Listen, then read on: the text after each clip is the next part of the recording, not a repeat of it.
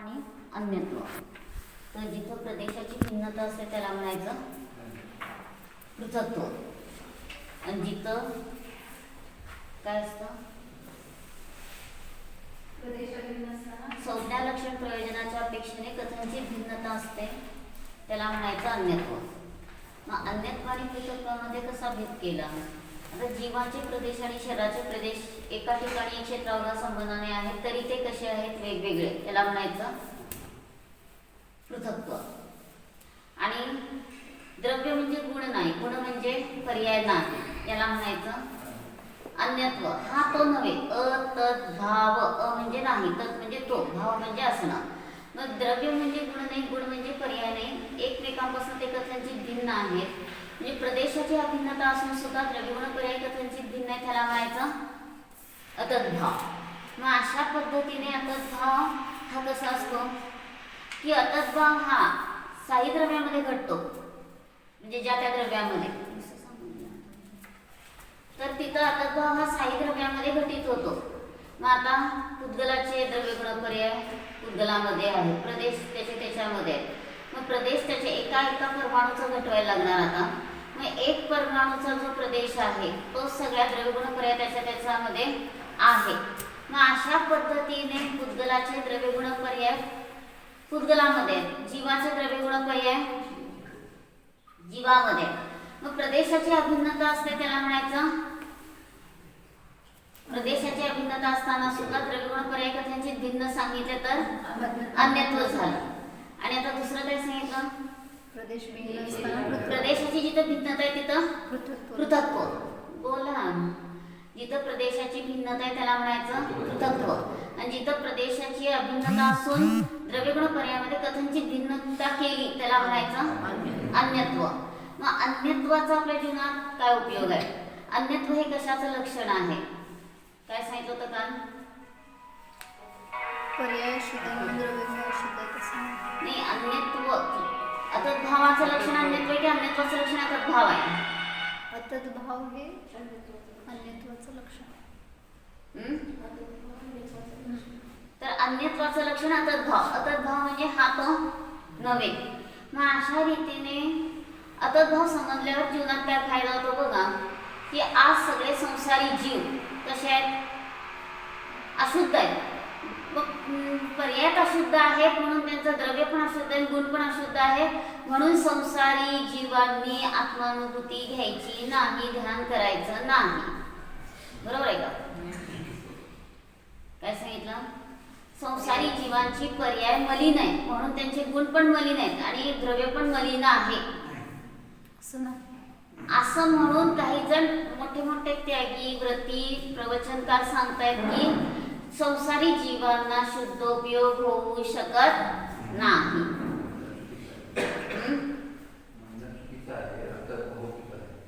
तर अतद्भाव समजला तर त्यांचं ते म्हणणं चुकीचं आहे आपल्या लक्षात येतं. मग महाराज अतद्भावावर खूप जोर द्यायचे की अतद्भावाने सांगायचे की पर्याय जरी मलिनता आहे तरी गुणात नाही, द्रव्यात नाही. म्हणून आपला आत्ता कारण परमात्मा कसा आहे? शुद्ध आहे. आणि त्या कारण परमात्म्याचा पण आश्रय घेतला, त्याची दृष्टी केली तर आपल्याला आत्ता पण शांती आहे, पुढं पण शांती आहे. आणि कारण परमात्म्याची जर दृष्टी केली नाही तर आत्ता पण दुःख आहे, पुढं पण दुःख आहे. मग अतद्भाव किंवा अन्यत्व याच्यामुळे फायदा काय झाला? पर्याय मलिन आहे म्हणून द्रव्यगुण मलिन व्हायला पाहिजे असा नियम नाही. आणि साधं आहे की हे नियम 47 गाथेत काय सांगितलं? भवमल्लिना जीवा सिद्ध स्वरूपा. भवात लीन असणारे जीव सिद्ध स्वरूपी आहे. म्हणजे आता सुद्धा आपल्यामध्ये कारण परमात्मा सिद्ध भगवंतांसारखा आहे. मग कुणी म्हणतात की मी भगवंतांसारखा आहे, भगवंतांसारखा आहे, सोहम सोहम फक्त म्हणा, अहम म्हणू नका. बरोबर आहे ना? तर मी आहेच, मी शुद्धच आहे हे जर आपण स्वीकारलं नाही तर आपल्याला अनुभूती होऊ शकत नाही. हा मी चिदानंद शुद्ध आहे असं जर आपण जाणलं तरच आपल्याला अनुभूती होते. म्हणून अहम महत्वाचा आहे. मी भगवंतांसारखं आहे म्हणलं तर परोक्ष ज्ञान झालं की प्रत्यक्ष ज्ञान झालं? परोक्ष झालं. कोणतं परोक्ष ज्ञान झालं? सादृश्य प्रत्यभिज्ञान झालं. मग सादृश्य प्रत्यभिज्ञान हे काय आहे? परोक्ष ज्ञान अनुभूतीसाठी उपयोगी नाही, कारण परोक्ष ज्ञान नेहमी अस्पष्ट असतं आणि असं अस्पष्ट ज्ञान उपयोगी नाही. मग अतत भावाने काय जीवनात उपयोग झाला? अन्यत्वाचं लक्षण. अतत भाव केला हा तो नव्हे. अतत भाव, म्हणजे नाही, तत् म्हणजे तो, भाव म्हणजे असणं. मग अशा रीतीने अतत भावाने सांगितलं की पर्याय मलिनता आहे तरी द्रव्यगुण मलिन होत नाही. आणि हे जर आपल्याला अतत भाव समजला तर तिथं आपण काय करू शकतो की आता कारण परमात्मा शुद्ध आहे आणि त्या शुद्ध स्वरूपाच्या दृष्टीने अखंड वस्तू जाणली तर आपण शांतीला प्राप्त होतो. आणि जर आपण स्वतःला जाणलं नाही तर आपण सम्यक दृष्टी होऊ शकत नाही. म्हणजे क्रोधी होतो म्हणून मी अनुभूती घेऊ शकत नाही. क्रोधी आहे म्हणून पर्याय मलिनता क्रोध झाली क्रोधाची. पण मी मग क्रोधी आहे म्हणून मला माझं गुण पण अशुद्ध झाले, क्रोध रूप, आणि द्रव्य पण अशुद्ध आहे म्हणून मी अनुभूती घेऊ शकत नाही असं जर कोणी म्हणत असेल तर हे त्यांचं म्हणणं काय आहे? चुकीचं आहे. असंयमी आहे. सगळीकडे घटवता येते. मिथ्यात्व आहे, असंयमी आहे, चारित्र्यातनं पण घटवता येते. म्हणून पर्याय मलिनता आहे म्हणून द्रव्यगुण मलिन होतात असं नाही. म्हणून अतत भावाने लक्षात काय आलं की आता सुद्धा आमच्यामध्ये स्वरूपाची दृष्टी असेल तर द्रव्य शुद्ध आहे आणि गुण पण शुद्ध आहे. आणि हे जर आम्हाला समजलं तर आम्ही पर्यायाकडनं पाहून अभेद उपचार करून सर्वथा मी अशुद्धच आहे असा विचार करणार नाही. म्हणून ह्यातनं सगळं काय लक्षात घ्यायचं की मी माझ्या कारण परमात्म्याला जाणलं तर माझा कारण परमात्मा आता शुद्ध आहे, अभेदवृत्तीचा विषय आहे, अखंड आहे.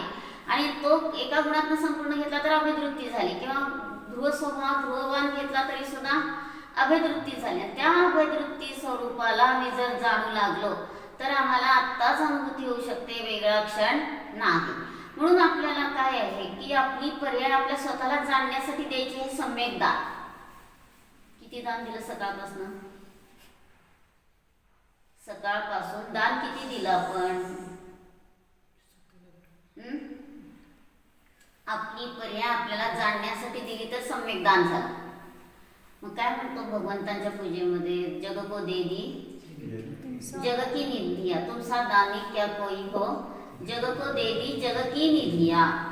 तुमच्यासारखं दानी तुम्हीच की तुम्ही सगळी जगाची निधी देऊन टाकली. बघा ते दोघं भांडत बसले, भरत आणि भाऊबली. बाकीचे 99 भाऊ काय करतात?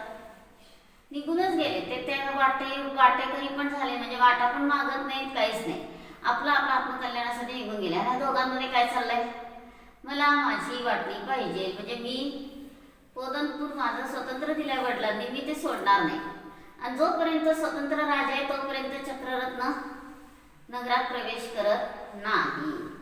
मग खूप प्रयत्न केला त्याला समजवायचा तरी सुद्धा तो समजेना म्हणल्यावर मग जलयुद्ध, मलयुद्ध आणि दृष्टीयुद्ध केलं. आणि त्यात कोण जिंकलं? बाहुबली. आणि ते चक्ररत्न आता त्याच्यावर रागाने सोडलं भरताने, तरी सुद्धा ते त्याला फेरी मारून त्याच्या जवळ बसत. कारण का तर कुटुंबियांना चक्ररत्न काही त्रास देत नाही आणि तत्व मोक्षगामी आहे त्यांना पण काही त्रास देत नाही. मग शेवटी ते काय झालं? येऊन परत त्या बाहुबलीच्या जवळ थांबलं, पण त्याला मारण्यासाठी ते उद्यत झालं नाही. म्हणून ह्यातनं लक्षात घ्यायचं की आम्ही आमची पर्याय स्वतःला दान दिली तर सम्यक दान. आणि बाहेर विकल्पाच्या भूमिकेमध्ये किती प्रकारचं दान सांगितलंय? आहारदान, औषधदान, अभयदान किंवा वस्तिका दान, ज्ञानदान. मग बघा हे 4 प्रकारचं दान करतो का आपण? आता समजा आहारदान दिलं, मुलींना आहार देतोय. मुली जसं आहार घेताना स्वतःला जाणतायत तसं मी स्वतःला जाणलं पाहिजे. हे जर संस्कार झाले तर खरं आहारदान दिलं. नंतर औषधदान की त्या 6 मित्रांनी रात्रंदिवस सेवा केली. कोण? भरत, बाहुबली, रामी, सुंदरी कोण असतील ते सगळे 6 जण पुरोभावात मित्र होते. फिरायला गेले आणि त्यांना मुनिराज दिसले आणि त्यांना अगदी ते भावलिंगी मुनी भेटले म्हणून इतकं भावी नमस्तू करतायत. आणि त्यावेळेसच मग काय म्हणतात? महिदर राजपुत्र तो म्हणतो नुसतं ही नमस्तू करण्याची वेळ नाहीये. तुम्ही जीवकला म्हणतो वैद्यपुत्राला, तुमचे वडील तर प्रेतात प्राण भरत होते, तर तुम्ही यांचं डायग्नोसिस करा. मुनी जर सांगणार नाहीत मला असं होतंय तसं होतंय, आणि मग तुम्ही त्यांना बघा, त्यांचं डायग्नोसिस करा आणि आपण काय पाहिजे, आकाशातले तुम्हाला तारे पाहिजे असतील तर मी आणून देऊ आपण, परंतु तुम्ही पटकन त्यांचं निदान करा. असं सांगितल्यावर त्यांनी निदान केलं तर तो काय होता? असाध्य लोक. असाध्य लोक आहे म्हणजे गपचूप बसतोय. सगळे म्हणतात काय पाहिजे ते सांग, तू आणून देतो. तर त्याला खूप महत्त्वाच्या वस्तू पाहिजेत म्हणून सांगितलं. लक्षापाक तेल, गोशीर्ष चंदन आणि रत्नकांब. आणि हे तिन्ही वस्तू गावामध्ये मिळणं असाध्य आहेत. म्हणून तो गप्प बसतोय. पण सगळं गाव पालथं घालतात सगळे ते मित्र मिळून, कुठंच मिळेना. आणि शेवटी मग कोणीतरी म्हणतं एक जुने शेठ जे तिथं मिळेल एखाद्या वेळेस म्हणून तिथं गेले तर त्या शेठजींकडे तिन्ही वस्तू मिळाल्या. पण तो सारखं त्या लहान मुलांकडे बघतोय वर खाली, हे काय पैसे देणार आहेत मला म्हणून तो जरासं द्यायला काबू करतोय. आणि काबू करतोय म्हणल्यानंतर कुणीतरी सांगितलं तुमच्या समोर साक्षात राजपुत्र उभे आहेत. राज्य खजिन्यातनं जे पाहिजे ते तुम्हाला निधी मिळेल. तुम्ही आम्हाला फक्त किंमत सांगा, त्या वस्तू पटकन द्या, आम्हाला विलंब असह्य होत आहे. आणि असं सांगितल्यावर त्या सेठजींना उत्सुकता झाली. कोण असा तुमचा विशिष्ट रोगी आहे की तुम्ही त्याच्यासाठी एवढं द्यायला तयार झालाय? एक मुनिराज. एक मुनिराज शब्द कानात पडले की लगेचच काय झालं? तो म्हणतो आता ह्याचं मूल्य फक्त श्रद्धा. मी एक पै पण घेणार नाही, तुम्ही घेऊन जाऊन ताबडतोब मुनींवर उपचार करा. आणि मग ते सगळ्या वस्तू देऊन टाकल्या फ्रीमध्येच. आणि परत 3 दिवस त्यांनी ते लक्षापाक तेल सोडलं, शेजारी रत्नकंबळ ठेवले आणि त्यातनं ते सगळे जीव उडून त्या कावळीच्या प्रकाशाने त्याच्यावर पडू लागले. आणि इतकं ते आता दाह होतोय. ते लक्षापाक तेल म्हणजे उष्ण असतं म्हटल्यावर त्याला गोशीर्ष चंदन लावून शांत केलं. 3 दिवसात असाध्य रोग बरा झाला. मग बरा झाल्यावर आता औषध दान केलं, त्याचं फळ ते पुढच्या भावात मोक्षाला गेले सगळे. बघा दान करताना आपल्याला वाटतंय की दान द्यावं की नको, कंजूसी करतो आपण, किंवा कमी द्यावं किंवा दिवस नाही, असे आपले भाव होतात की नाही. तर तिथं त्यांनी ते दान केलं तर हे सगळे भरत बाहुली वगैरे हे पुढच्या भावात मोक्षाला गेले. आणि अशा रीतीने त्यांचं संपूर्ण भव संकटच संपलं. मग किती आपल्याला लक्षात घ्यायचंय की तिथं त्यांनी औषधदान दिल्याचं फळ त्यांचं असं शरीर निरोगी झालं. का शरीर निरोगी झालं की आत्मा निरोगी झाला? आत्माच निरोगी झाला, मोक्षाला गेला. आता तिथं रोगच राहिला नाही, भवरोग नाही तर भावरोग, छोटे छोटे रोग राहिलेच नाहीत. आणि अशा रीतीने त्यांची सगळी दुर्दशा संपली. म्हणून बघा वैयावृत्ताचं फळ काय आहे? वैयावृत्त. वै म्हणजे वैशिष्ट्य रूपाने, आम म्हणजे सोबत, वृत्त म्हणजे स्वतःत राहतो ते वैयावृत्त. निश्चय नयाने अनुभूती घेणं हे वैयावृत्त आहे. विकल्पाच्या भूमिकेत हे बाहेरचं वैयावृत्त झालं तर तिथं आपोआपच शरीर निरोगी झालं. शरीर निरोगी झालं, साधना केली आणि मोक्षाला गेले तर शरीरच राहिलं नाही, भावरोग राहिला नाही तर भावरोग पण राहत नाही. म्हणून औषधदानाचं फळ काय सांगितलं? स्वतःच्या स्वरूपाची, निरोगी स्वरूपाची उपलब्धी झाली. त्याच्यानंतर ज्ञानदान. आता कुंदकुंदांनी ते ग्रंथ दिला आणि त्याच आनंदात तो गुरचरायला गेला आणि तिथं साप चावून मेला. तर तो त्या आनंदात मेला. तर 11व्या वर्षी दीक्षा घेतली ना. आणि परत पुढं काय झालं? 11व्या वर्षी दीक्षा घेतली आणि लगेचच थोड्याच दिवसात आचार्यपद मिळालं. आणि परत विदेह क्षेत्रात गेल्यावर त्या सगळ्या उंचीच्या माणसांसोबत 500 धनुष्य उंचीच्या समोर ह्यांचा अगदी उंची कशी विलायची, म्हणजे वेलदोड्यासारखी. मग ते कुठेतरी कुणाच्या पायाखाली चिरडले जातील म्हणून त्यांना असं कटणीवर ठेवलं, बसवलं. आणि तत्वग्रहण करून 84 प्राभूताची रचना केली. आता आपल्याला प्राप्त होतात अष्टप्राभू. मग बघा की कसं झालं. तर त्यांनी ज्ञानदान केलं तर त्यांचा असा क्षयक्षम प्रगट झाला की त्यांचं संपूर्ण जीवनच काय झालं? ज्ञानमय झालं. आहारदान, औषधदान, ज्ञानदान आणि आता काय राहिलं? अभयदान. अभयदान म्हणजे आता पुढे खूप दुःखी आहे, त्रस्त आहे संसारामध्ये आणि त्याला आपण आश्वस्त केलं तर तिथं काय झालं? अभयदान झालं. आणि अभयदान झालं तर तिथं काय झालं की आपोआपच त्याला विश्वस्त केल्यामुळे तिथं त्याच्या जीवनामध्ये शांती आली. उपचाराने त्याच्या म्हणतो पण वास्तविकता आम्ही भरपूर त्यांना मदत केली तर काय झालं की आमच्या जीवनात पण अशी शांती आली की आमच्या संकटामध्ये आम्हाला सगळेजण मदत करणारे भेटले. अभयदान. आणि विशल्यचं उदाहरण आहेच की नाही. तिनं 100 फुटाची मर्यादा केली. अजगर गिळतोय आणि आता त्यावेळेस वडील आले आणि ते नेतो म्हणतात घरी. तर ती म्हणते अजिबात तुम्ही ह्या प्राण्याला मारून मला बाहेर काढू नका, मी तर सल्लेखना घेतलीये, आता त्याला अभयदान द्या. आणि शेवटपर्यंत बोट बाहेर आहे तोपर्यंत ती निक्षून सांगते आणि त्यातच तिचं संलग्न झाली आणि मग त्याचं फळ पुढच्या भागात तिचं स्नानाचं पाणी सगळं सगळ्यांना औषधी रूपाने येऊ लागलं. एका खड्ड्यात पाणी पडत होतं, त्यात अगदी गलित गात्र झालेला कुत्रा जाऊन बसला तर तो सुद्धा चांगला सुंदर झाला. आणि ते बघून दासीने आपल्या आईचा पाय दुखतो म्हणून ते आईला पाणी नेऊन दिलं तर आईचा पाय पण बरा झाला. मग ह्यातनं लक्षात घ्यायचंय काय, कशाचं फळ आहे, अभयदान. मग आपल्याला सुद्धा पुष्कळ पद्धतीने अभयदान देता येते. खूप जण एखाद्या वेळेस आपुलता करत असतील तर घाबरू नका, मी आहे असं अभयदान दिलं तर तिथं काय झालं, सगळं दुःख संपलं. आणि काय राहिलं आता अभयदानाच्या ऐवजी वस्तिका दान. कुणाला राहायला जागा दिली. बघा आता कशी झाली पद्धत शहरात की कुणी पाहुणा आला तर आपल्याला वाटतं घरी नको, जाऊ देत तिकडं विद्वान निवास. विद्वान निवास कशासाठी केलंय, आलेल्यांना तिथंच थांबलाय. घरचा पाहुणा असो एखाद्याच त्यात ढकलायला आपण तयार असतो. मग हे काय झालं, आपली वस्तिका दान न देण्याची प्रवृत्ती. आणि वस्तिका दान दिलं नाही तर आपल्याला कुठे गेलं तरी पण काय आहे, मग जागा मिळणार नाही. म्हणजे ह्यातनं लक्षात घ्यायचंय की वस्तिका दान म्हणजे जागा द्यायला आपल्याला नको वाटलं तर कुणी आपल्याला काय म्हणतं गेलं तर तिथं नका राहू, जावा. बघा एक ब्रह्मचारिणी पुण्याला गेली तर ते ज्यांच्याकडे ती उतरली होती तर त्यांनी काय सांगितलं की आता आम्ही बाहेर चाललोय, आता तू काय कर, तुमची बॅग घेऊन जा म्हणून सांगितलं. का असं सांगितलं, म्हणजे तिनं कुणाला वस्तिका दान दिलं नव्हतं म्हणून तिथं तिला वस्तिका दान मिळालं नाही. म्हणजे कसं आहे, जागा दिली नाही की जागा मिळत नाही. किंवा पंढरपूरला एक व्यक्ती होती आणि तिला भावाने एवढी एवढी जागा दिली, म्हणजे आज तिथं जवळच्या खेड्यात, आणि एवढीशी खोली दिली आणि काही दिवसांनी सांगितलं दोघांनी पण काढून घेतली आणि जा म्हणले.